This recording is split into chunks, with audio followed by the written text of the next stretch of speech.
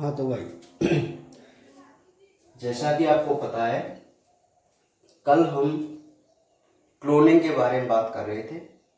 ठीक है, तो क्लोनिंग एक इम्पॉर्टेंट क्वेश्चन है और उसको आज हम दोबारा से देखने की कोशिश करेंगे।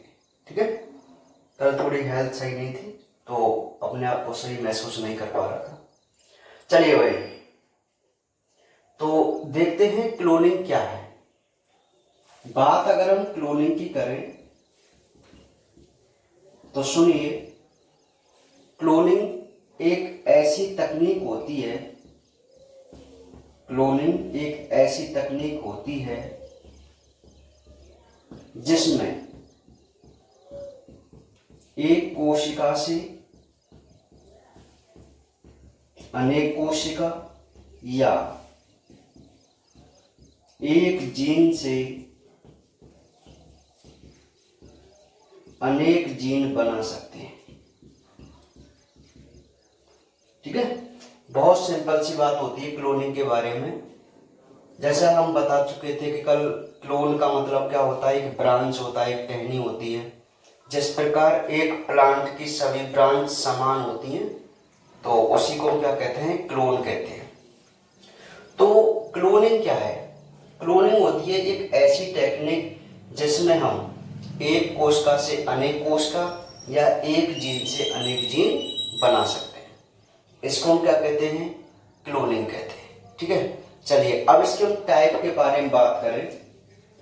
अब आप ध्यानपूर्वक इसको समझना। क्लोनिंग के जो टाइप होते हैं, क्लोनिंग दो प्रकार की मानी जाती है। और पहला जो टाइप है वो है जीन क्लोनिंग और दूसरा जो है वो एनिमल क्लोनिंग, जिसको हम जीव क्लोनिंग के नाम से जानते हैं। ठीक है, जो जीन क्लोनिंग होती है उसमें क्या होता है, एक गुणसूत्र या एक जीन की हूबहू कॉपी बनाना क्या कहलाता है, जीन क्लोनिंग कहलाता है। देखो बहुत सिंपल सी बात है, अगर तुम जीन की डिटो कॉपी बनाओगे तो आप उसको क्या बोलेंगे, जीन क्लोनिंग। अच्छा, जो जीन क्लोनिंग जो विधि वो की जाती है ना, वो एक थर्मोसाइक्लर नाम का यंत्र होता है और उसमें एक विधि हम करते हैं जिसको हम पीसीआर कह के चलते हैं।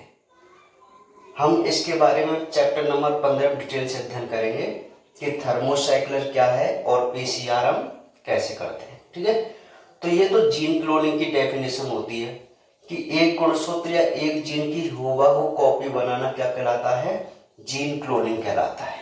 ठीक है, अच्छा, तो ये तो बात जीन क्लोनिंग हो गई। अब हम नेक्स्ट बात करते हैं जीव क्लोनिंग की, जो को हमको मुख्य रूप से समझनी है। ठीक है, तो जीव क्लोनिंग क्या है भाई? जीव क्लोनिंग को भी हमने दो भागों में डिवाइड किया है। पहला है ब्लास्टोमियर पृथक्करण और सेकंड है केंद्रक प्रतिरोपण तकनीक। ठीक है, जो जीव क्लोनिंग होती है वो भी दो प्रकार की होती है। एक तो होती है ब्लास्टोमियर पृथक्करण और एक होती है केंद्र प्रतिरोपण तकनीक। ठीक है, तो सबसे पहले हम अगर ब्लास्टोमियर पृथक्करण की बात करें तो मैं आपको बताऊं इसमें क्या होता है। जैसा कि मैंने आपको कल बताया था कि अगर मेल गैमेट और फीमेल गैमेट आपस में जब फ्यूज होते हैं तो एक जाइगोट बनता है युग्मनज। अब इस युग्मनज में मैं कहूं क्लीवेज, जिसको हम विदलन कह के चलते हैं। अगर इसमें विदलन हो तो विदलन होने से क्या होता है, इसमें एक कंडीशन बन जाती है जिसको हम ब्लास्टुला अवस्था कहते हैं। ठीक है, ब्लास्टुला। तो इस ब्लास्टुला की जो सेल्स होती है, इस ब्लास्टुला की जो सेल्स होती हैं, अगर इनकी सेल को हम अलग अलग परिवर्तित करें, इस ब्लास्टुला की कोशिकाओं को अगर हम अलग अलग परिवर्तित करें, तो हर सेल से एक नया क्या बनेगा, जीव बनेगा। क्या बनेगा, जीव।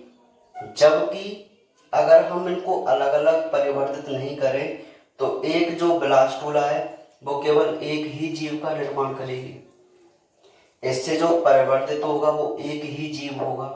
लेकिन हम क्या कर रहे हैं, कृत्रिम तरीके से इस ब्लास्टुला की जो सेल्स हैं, जो कोशिका हैं, उन कोशिकाओं को अलग अलग परिवर्तित कर रहे हैं, जिससे अनेकों शिशुओं का एक साथ निर्माण होगा। और याद रखना, जितने भी ये जीव बनेंगे वो एक दूसरे से कैसे होते हैं, समान होते हैं। एक दूसरे से कैसे होते हैं, समान होते हैं। इसलिए इस विधि को हम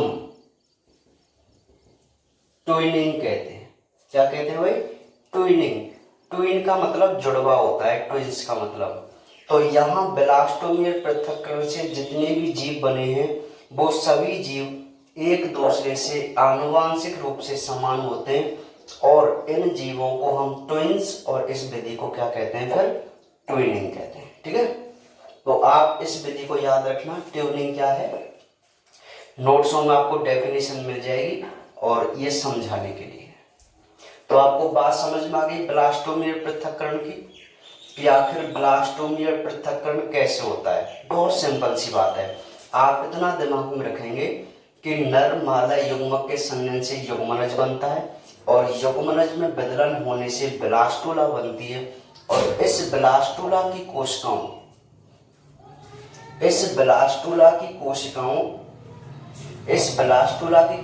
को अगर हम अलग अलग परिवर्तित करें, तो इससे अनेकों जीव बनते, और वो जीव सब एक दूसरे के समान होते हैं, और इस विधि को हम ट्विनिंग कहते हैं।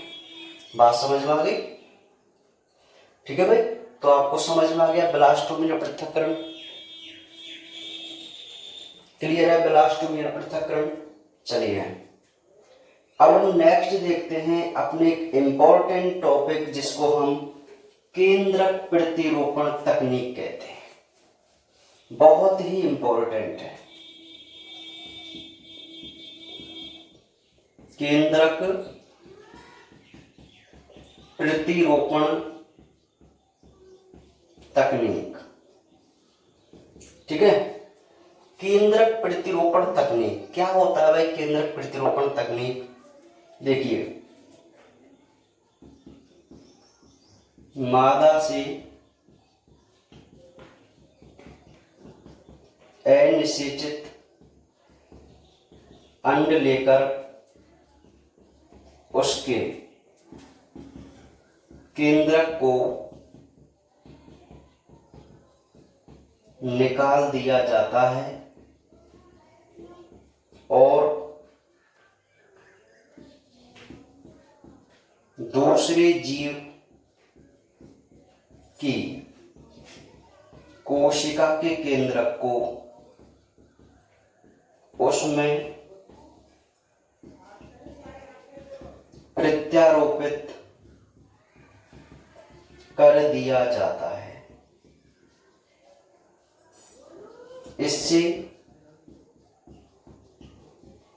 परिवर्तित शिशु या परिवर्तित जीव केंद्रक दाता जीव के समान होता है। देखिए भाई, या मैं हम जो टेक्निक पढ़ रहे हैं वो केंद्रक प्रतिरूपण टेक्निक पढ़ रहे हैं। ठीक है, तो देखते हैं भाई कि केंद्रक प्रतिरूपण तकनीक होती क्या है। तो जैसा कि जीवी गुर्डन ने भी इसके बारे में बताया था, और जीवी गुर्डन ने ही इस टेक्निक का प्रयोग किया था, केंद्रक प्रतिरूपण तकनीक का। तो ये कैसी तकनीक है भाई, आखिर इसमें क्या होता है? तो वो कहते हैं कि हम एक मादा से अनिषेचित अंड लेते हैं और उस अंड का केंद्रक को निकाल देते हैं। ठीक है, जब उस अंड के केंद्रक को निकाल देते हैं तो दूसरे जीव की कोई भी कोशिका ले लें, दूसरा जीव है उसकी हम कोई भी कोशिका ले लें और उस कोशिका के केंद्रक को इसमें डाल दें। किसमें? इस अनिषेचित अंड में, क्योंकि हमको पता है इस अंड में अब केंद्रक नहीं है। तो प्रत्यारोपित जब हम उस केंद्रक को कर देते हैं तो अब वही निषेचन हो गया केंद्रक प्रत्यारोपण करने से, और जिससे क्या होगा, एक शिशु एक जीव डेवलप होगा। अब जो जीव परिवर्तित होगा ना, वह उस जीव जैसा होगा जिसका हमने केंद्रक प्रयोग में लिया है। बात समझ में आ रही है? अर्थात जो क्लोन बनेगा वो उसका बनेगा जिसका हमने केंद्रक प्रयोग में लिया है, ना कि अंड। जिसका हमने अंड लिया है उस जैसा क्लोन नहीं बनेगा, क्लोन उसके जैसा बनेगा जिसका हमने केंद्रक लिया है। बात समझ में आ गई? तो इस विधि को हम केंद्रक प्रतिरूपण तकनीक कहते हैं। क्या कहते हैं? केंद्रक प्रतिरूपण तकनीक कहते हैं। बहुत ही इंपॉर्टेंट विधि है केंद्रक प्रतिरूपण तकनीक। चलिए अब हम केंद्रक प्रतिरूपण तकनीक की सहायता से डॉली भेड़ के निर्माण की बात समझते हैं कि आखिर डॉली भेड़ का निर्माण कैसे किया गया। ठीक है, तो देखिए भाई,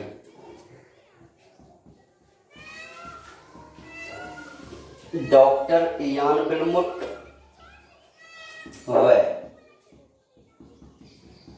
सहयोगियों ने 6 वर्ष की एक भेड़ की स्तन कोशिका ली,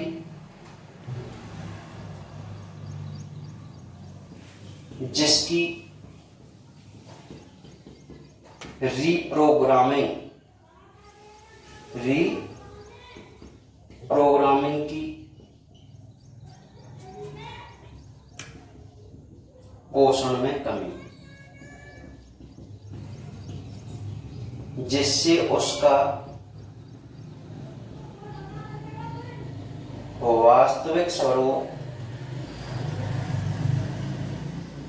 नष्ट हो गया। ठीक है, अब इन्होंने एक मादा भेड़ से अनिषेचित अंड लिया, जिसे डोनर भेड़ कहा। इस अंड के केंद्रक को रिमूव कर दिया और इलेक्ट्रिक पल्स के द्वारा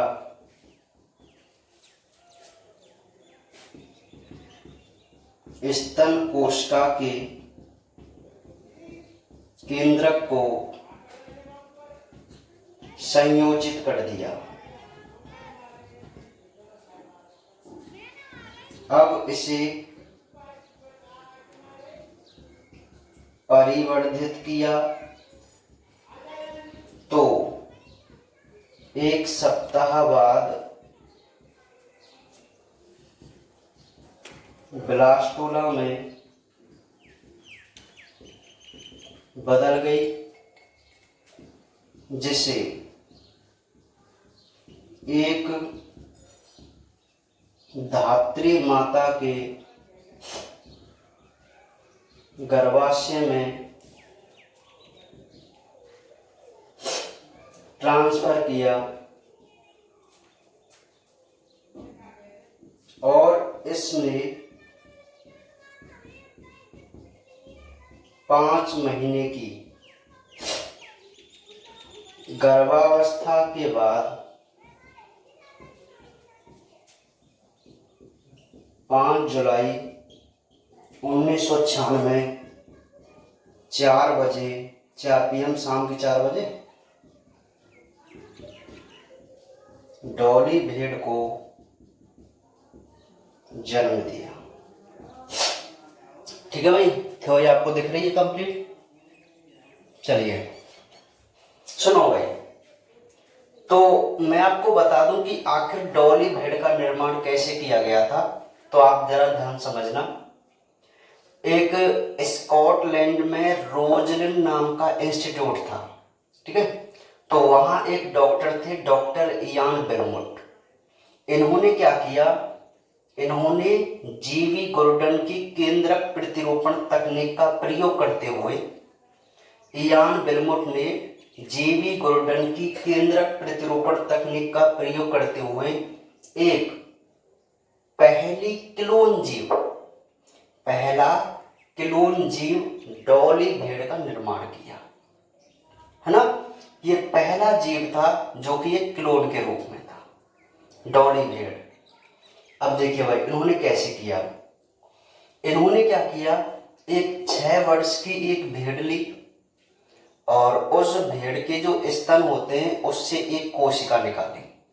अब एक आप बात मुझे बताइए कि हर कोशिका के पास विशिष्ट लक्षण होते ना भाई। जिस ऑर्गन्स के लिए वो होती है वो उसी के लिए कार्य करती है। तो स्तन कोशिका जो है उसके जो लक्षण थे वो अलग थे और कोशिकाओं से, होंगे कि नहीं होंगे। तो इयान बेलमोंट ने पहले क्या किया कि जो स्तन कोशिका ली, पहले उसकी रीप्रोग्रामिंग की। अच्छा, रीप्रोग्रामिंग क्या होता है कि धीरे धीरे उसके पोषण में कमी की। अब जैसे जैसे पोषण में कमी करते गए, उस कोशिका ने क्या किया, अपने वास्तविक स्वरूप को नष्ट कर दिया। अर्थात उसके जो लक्षण स्तन कोशिका वाले थे वो सारे क्या हो गए, नष्ट हो गए, है ना। तो अब इन्होंने क्या किया कि एक मादा भेड़ ली दूसरी। अच्छा, ये जो 6 वर्ष की भेड़ थी ना, वो व्हाइट फेस थी। कैसी थी, व्हाइट फेस। अब इन्होंने क्या किया, एक दूसरी मादा भेड़ ली जिससे अनिषेचित अंड लिया। मादा भेड़ के अंडाशय से एक अंड ले लिया, अनिषेचित अंड ले लिया। तो उस अनिषेचित अंड लिया और इस भेड़ को हम क्या कहते हैं, अंडा डोनर भेड़ कहते हैं। क्या कहते हैं, अंडा डोनर भेड़। अच्छा, अब इस अंड के केंद्रक को हमने रिमूव कर दिया, निकाल दिया केंद्रक को। और जब केंद्रक को निकाल दिया तो विद्युत उद्दीपन के द्वारा, विद्युत या हमने करंट के माध्यम से स्तन कोशिका के केंद्रक को उस अंडे में क्या कर दिया, संयोजित कर दिया। ठीक है। तो अब जो अंडा है वो फर्टिलाइज हो जाएगा, निषेचित हो जाएगा, है ना। अब इसे हमने क्या किया, लैब में ही 1 सप्ताह तक उसका डेवलपमेंट होने दिया। लैब में ही उस फर्टिलाइज या मैं कहूँ जायगोट का डेवलपमेंट होने दिया। तो 1 सप्ताह में वो किस में चेंज हो गया भाई, ब्लास्टोला में, है ना। अर्थात मैं ये कहूँ कि अब ये रोपित होने के लिए तैयार है, हम पढ़ चुके हैं। तो ब्लास्टोला में जब ये बदल गया तो हमने क्या किया, एक अगेन ब्लैक फेस की और भेड़ ली, तीसरी भेड़। एक भेड़ तो हमने बोली थी जिसकी स्तन कोशिका ली, जिसका चेहरा व्हाइट था। एक भेड़ बोली जिसका हमने केवल अंड ही काम में लिया था, वो भी ब्लैक फेस भेड़ थी। अब जो तीसरी भेड़ है वो भी ब्लैक फेस थी और उस भेड़ के अंदर क्या किया हमने, इस ब्लास्टोला को ट्रांसफर कर दिया, रोपित कर दिया, उसके गर्भाशय में इम्प्लांट कर दिया। चलो मैं ट्रांसफर की जगह पे इम्प्लांट लिख देता हूँ ना, इम्प्लांट ज्यादा सही शब्द है ना, आरोपित कर दिया। ठीक है भाई। तो इम्प्लांटेशन कर दिया। तो इस माता को आप क्या बोलेंगे, धात्री माता बोलेंगे, धाय माता। अर्थात जो बच्चे का लालन पोषण करती है उसको हम धाय माता कहते हैं, है ना। तो इम्प्लांट कर दिया। अब इसमें क्या हुआ कि इस धात्री माता ने 5 महीने के गेस्टेशन पीरियड यानी कि गर्भकाल के बाद 5 जुलाई 1996 शाम 4 बजे एक पहले क्लोन शिशु जीव को जन्म दिया, जिसको डॉली भेड़ कहा गया। क्या कहा गया? डॉली भेड़। ये जो डॉली भेड़ थी वहां की एक सिंगर थी, एक मशहूर गायिका, उसके सम्मान में इसका नाम रखा गया था। मेरी बात समझ में आ रही है आपको? हाँ। तो इस प्रकार इयान बिलबोट ने डॉली भेड़ का क्या किया? निर्माण किया। तो ये तो है इसकी थ्योरी। अब इसका हम देख लेते हैं आरेख, जो कि बहुत ही इंपॉर्टेंट है और एग्जाम में पूछा जाता है आरेख, है ना। तो आरेख इसका बहुत नॉर्मल है।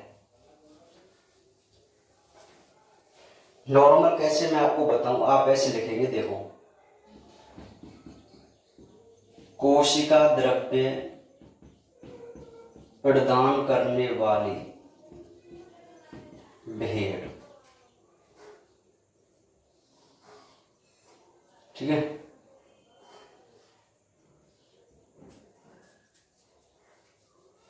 और इधर हम लिखेंगे केंद्रक प्रदान करने वाली भेड़।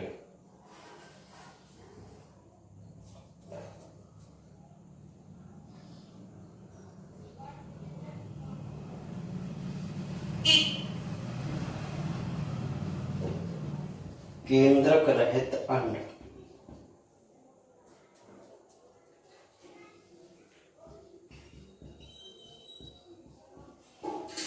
विद्युत उद्दीपन,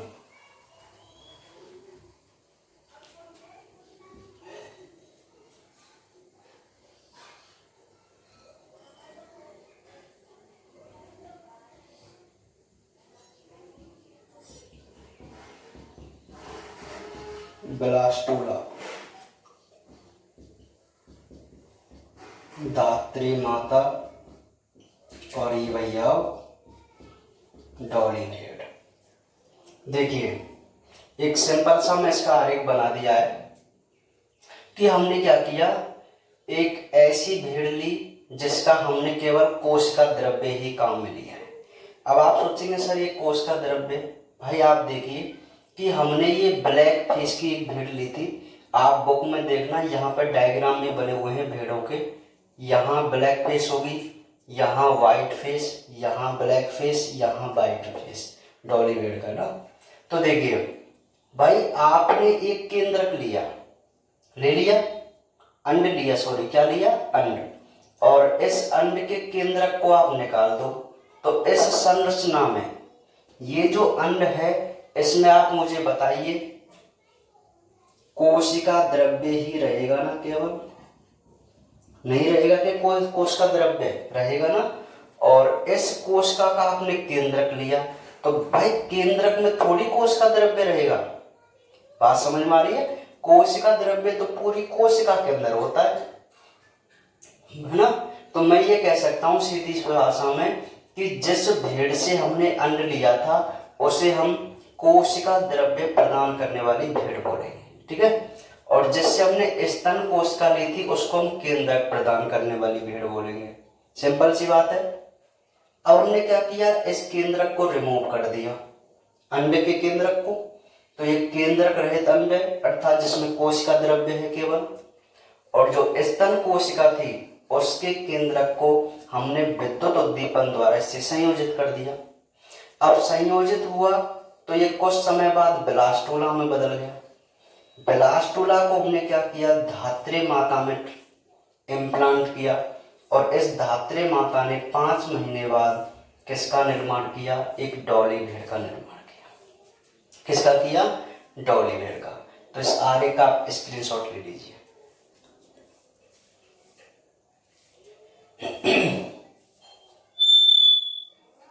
बात समझ में आ गई आपको? ठीक है।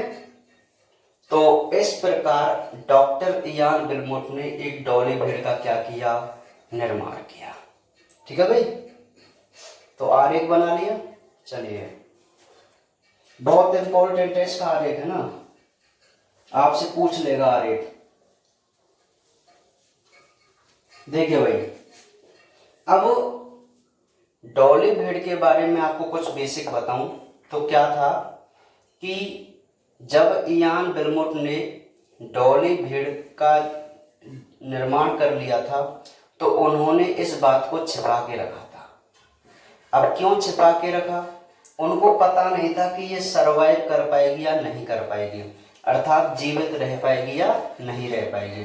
तो उन्होंने इसके बारे में किसी को कुछ नहीं बताया, है ना। लेकिन जब ये 5-6 महीने की हो गई और थोड़ी स्वस्थ थी, तब इन्होंने दुनिया के सामने उसको उजागर किया, ठीक है, और कहा कि हमने पहला क्लोन तैयार कर लिया है ना। और ये जो, और डॉक्टरों ने बता भी दिया था कि इस भेड़ की जो एज है वो लगभग 6-7 साल ही रहेगी। मैं आपको बता दूं, एक भेड़ की जो एज होती है लगभग 12 से 13 साल होती है। कितनी होती है? 12 से 13 साल होती है। तो आप मुझे एक बात बताइए, डॉक्टरों ने इसकी एज 6 से 7 साल ही क्यों मानी? क्यों मानी भाई? क्योंकि आपको पता होना चाहिए, उन्होंने ऑलरेडी एक 6 वर्ष एज की बात याद कीजिए। हमने पढ़ा था कि स्तन कोशिका उस भेड़ से ली थी जिसकी एज कितनी थी? 6 वर्ष। तो उस 6 वर्ष लिखने का यही रीजन था, ठीक है, कि हमने एक ऐसी भेड़ की स्तन कोशिका ली जिसकी ऑलरेडी, भाई जो कोशिकाएं होती हैं वो तो एज के अकॉर्डिंग ही तो होती हैं। आप मेरी बात नहीं समझ रहे। अगर मैं इस भेड़ का अंड लेता, इस भेड़ का मैं अंड लेता और उसको किसी से फर्टिलाइज कराता स्पर्म से, तो उसकी एज पर कोई इफेक्ट नहीं पड़ता। लेकिन हम तो यहाँ इसकी एक वेजिटेटिव एक कायिक कोशिका ले रहे हैं, समझ में आ रही बात। और कायिक कोशिका होती हैं जो हमारी एज के अकॉर्डिंग ही क्षमता वाली होती है। तो हमने जो यहाँ से कायिक कोशिका ली थी ना, स्तन कोशिका, उसकी ऑलरेडी एज कितनी थी? 6 साल थी। तो वो कोशिका में तो भाई अपने जीवन के अकॉर्डिंग ही क्षमता होती है नष्ट होने की। हमारी कोशिका ही तो नष्ट होने लग जाती हैं ओल्ड एज में, है ना। तो बात समझ में आ गया। तो इसलिए डॉक्टरों ने बताया था कि इस भेड़ का जो जन्म होगा उसकी एज लगभग 6-7 साल ही रहेगी, और ऐसा ही हुआ था, ठीक है। तो ये जो डॉली भेड़ थी, इसको जब उजागर किया गया तो इसने भी क्या है, 1-2 बच्चों को भी जन्म दिया था डॉली भेड़ ने ना। उनके अच्छे अच्छे से नाम थे, एक का शायद अंग्रेज था और एक का कुछ था ना, बीएससी में पढ़ेंगे आप जूलॉजी, है ना, मुझे याद नहीं आ रहा उसका एक नाम, तो है ना। तो डॉक्टरों ने बता दिया कि भाई इस डॉली भेड़ की जो एज रहेगी वो कितनी रहेगी? 6 से 7 वर्ष रहेगी, है ना।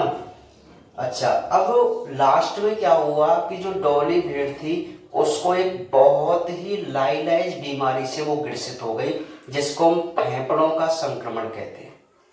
एक लाइलाइज बीमारी थी, फेफड़ों का संक्रमण।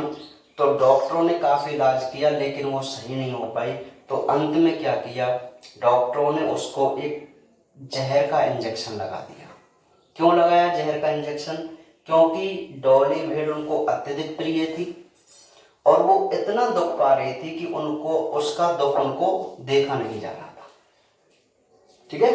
तो इसलिए डॉक्टरों ने क्या किया कि इसको मौत की नींद सुला देना ही बेहतर है ना। वैसे भी ओल्ड एज में हो गई थी, तब उसको जहर का इंजेक्शन दे दिया और उसकी जीवन लीला समाप्त हो गई। बात समझ में आ गई। तो ये थी एक डॉली भेड़, है ना भाई। तो अब आपको समझ में आ गया होगा कि आखिर डॉक्टर इयान बिलमुट ने डॉली भेड़ का निर्माण कैसे किया, ठीक है। चलिए, तो अब छोटा सा टॉपिक और रह गया है ना। तो यहां तक आपको बात समझ में आ गई। आपको इस टॉपिक में मुख्य रूप से क्लोनिंग पढ़ने को मिला, और क्लोनिंग में आपने समझा कि आखिर डॉली भेड़ का निर्माण कैसे किया गया। ये डॉली भेड़ वाला क्वेश्चन है ना, बहुत इंपॉर्टेंट क्वेश्चन है, बोर्ड एग्जाम में आ चुका है। ठीक है, संभावना नहीं है, आ चुका है।